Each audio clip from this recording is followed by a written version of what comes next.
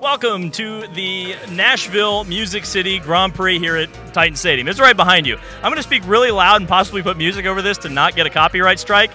But today, well, this entire weekend, we're going to have chock full of coverage of this event. We're going to have interviews, analysis, predictions. Sometimes my predictions are pretty good. But today, I want to take a look at this brand new street circuit. In a lot of ways, it's kind of America's Azerbaijan, Baku circuit that you may be familiar with in Formula One. And if you're familiar with that circuit in Formula One, it's a very chaotic circuit. It creates a lot of trouble, but it also has created some classic races. So hopefully we'll be seeing that today. But probably the biggest problem area that I've identified is the pit lane. So let's take a look at that. So here we are physically on the circuit here at Titan Stadium in Nashville for the Music City Grand Prix. I think this may be the key section of the course. The next couple of shots will kind of show you. So this is really the beginning of the run to the start-finish line. As you can see, this is a left-handed corner. Comes out to the wall. It's a little bit of an uphill grade. Now, the reason that this is important, believe it or not, is because not only do you have this run to actually what will be the final corner, which is another left-hander, but you can see over the crest of this hill, you also have the pit entrance. So as we come back here, this pit lane, I think, is going to be the key maybe to this entire race. I mean, this is a brand new circuit. We're learning everything about it. We're learning the problem spots. And I think, you know, just observationally, this is one of them. Now, believe it or not, this is the widest entry or exit point to the pits.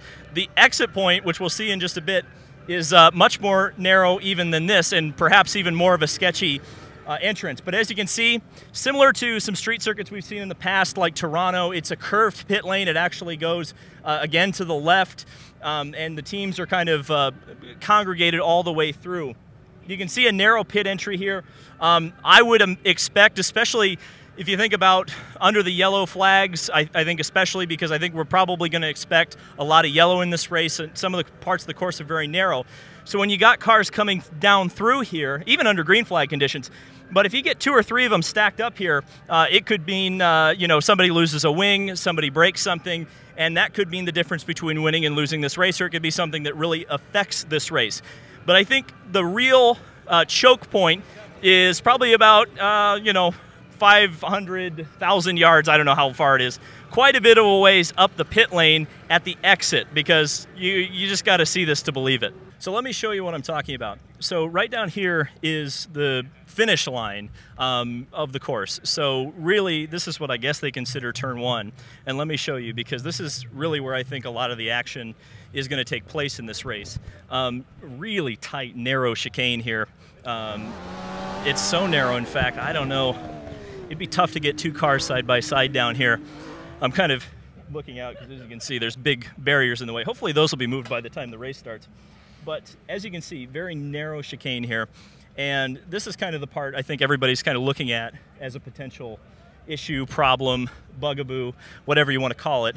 And this is why virtually the entire IndyCar paddock, it's actually pretty spectacular to see them all down here talking about it, because as you can see, the pit exit lane actually merges with the exit of this chicane. So when looking at it, man, it's just a place that you got to think that if it's not the pit entrance that's going to be kind of the factor between winning and losing this race, it may be right here, because if we kind of get the camera around, you can see as they come out, you've got a very, very narrow choke point where cars are going to be exiting. If you move the camera over there, you can see the apex of the corner is going to be on the inside, and cars are going to be pushing out to the outside, and that's where the pit exit is. So during green flag pit stops, I see that as being quite a bit of a potential issue. And again, just look at everybody down here. I mean, this is really the kind of the starting point, the talking point right now of this particular part of the course. I think we're going to be talking about it a lot this weekend. It's crazy to see it and how narrow it is, and it's going to be exciting to see how it works on race day.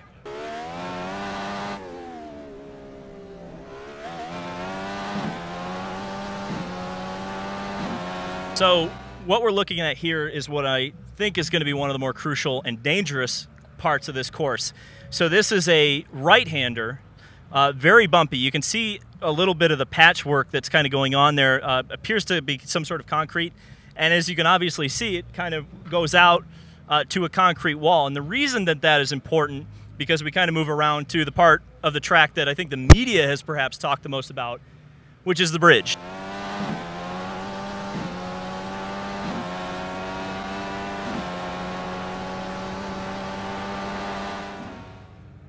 So here we are on the meme part of the track, and this is the thing that everybody has just been talking about ad nauseum, and it's kind of been a bit silly, that the idea that an IndyCar or several are going to end up in the body of water over there. As you can kind of see, there's probably, I don't know, it's hard for me to measure feet eyeball-wise, but I'd probably say there's probably 10 feet of space in between this concrete retaining wall and actually the concrete retaining wall that the road cars use. The other thing that's really important is, and again, you know, I don't know why people are worried about this, but this is FIA compliant fence. I'm sure this is the same style that Formula One uses. And then on the other side, obviously, when you're talking about, you know, the crossover point of the track where the two side, you know, you got cars going in opposite directions, you see kind of a double fence design there where both sides of the top of the fence kind of go up and over. So really, you know, I'm looking at this, seeing it in person. And the other thing, and this is something that Kyle and I, my cameraman, were talking about on the way over here, is that even in the situations where you have had cars go into this catch fence, I think of Dario Franchitti as the most blatant example at Houston in 2013. The car gets caught up in the fence and then spat out back on the track. So even if a car managed to clear this, I don't really see it getting over both sections of retaining wall and actually into the river. I think that's a bit of an overstated concern, and one that I really don't think we're going to have to worry about come race day. Now, the thing that I think we are going to have to worry about is this surface. Very abrasive. If you can see, this isn't even the worst part, but you can just kind of see it's not smooth by any stretch of the imagination, and it's really kind of broken up quite badly at the entrance and exit points. In fact, if we kind of move over here, you can see some of this here. And again, this isn't the worst part, but you can see kind of these metal rails. You got to imagine that that's going to upset the car quite a bit. And there's parts where it's been patched with concrete, similar to what we saw on the corner on the entrance. So this is going to be quite an interesting section because, yes, this is a straightaway, but I think it's going to tax the car and driver, and whoever can master this, get their car working the best on it, again, could really master this circuit.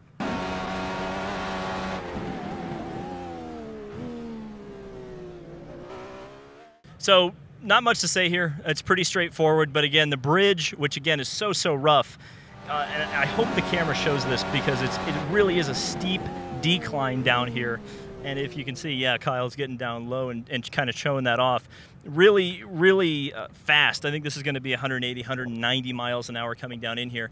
What I think is going to be probably the best passing zone, if not one of the better passing zones on this track. Really tight left-hander here. But it's going to take some guts to go down in there and make a move.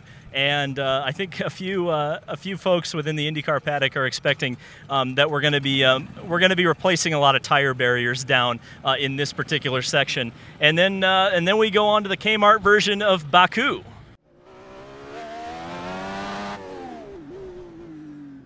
Your eyes do not deceive you. This is probably about 1.5 cars wide.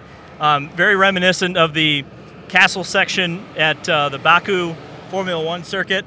I would say, you know, if this was the 90s and Danny Sullivan was giving us a track preview, this would be a red zone. There's no doubt about it. Problem zone for sure. I don't know if there's really anything else I can say about that. It's tight, it's narrow, and it's very foreboding.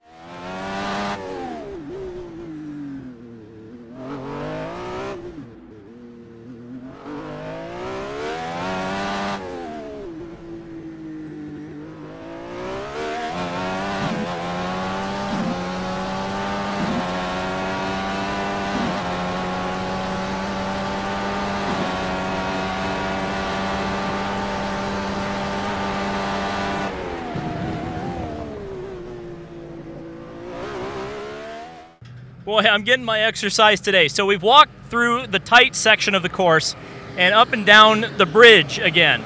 Now, actually, this section of the bridge, or this side of the bridge, doesn't seem to be quite as abrasive, doesn't seem to have quite as many bumps, but there is some surface undulation that we notice. So it'll be kind of interesting to see how each side of the bridge, or what challenges each side of the bridge provide. Now, as we come down on this side of the bridge, it's actually much wider. This is probably the widest entry to a corner that I have seen, and it's kind of hard to visualize still because they're still working on the track. As you can see, they got a big Caterpillar there.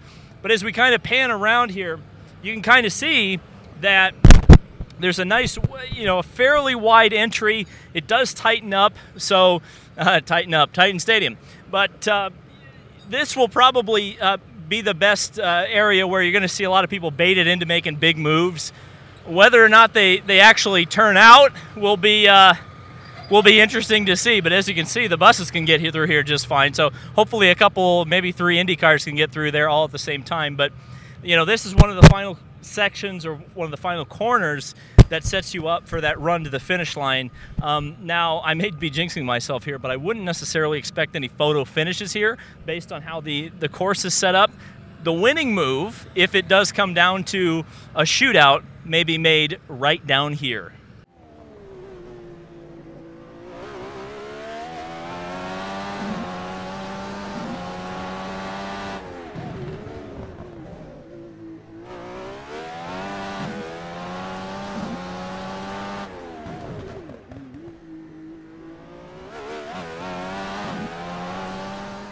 So if you do absolutely everything right, you will be the first to cross that line and win the inaugural Music City Grand Prix.